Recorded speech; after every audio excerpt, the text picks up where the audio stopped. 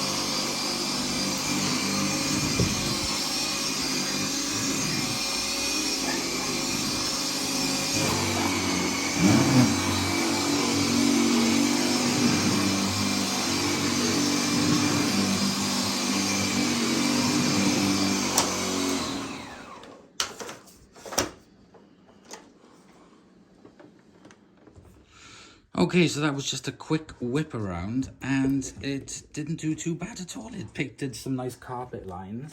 Let's see. All of that was picked up from just a quick whip around. Not even the mats or the hard floors or anything, just from a quick whip around. So look at that. That's impressive. Nice pickup. Let's take a look. See if we undo that.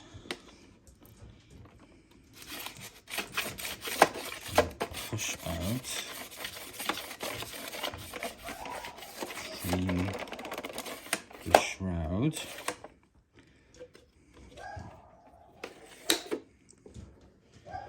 Take out the filter. Look at all the fine dust it picked up as well. It's pretty good. I have no complaints with the pickup on it. I think the pickup's really good. The issue is this. Right, let's get rid of this mess.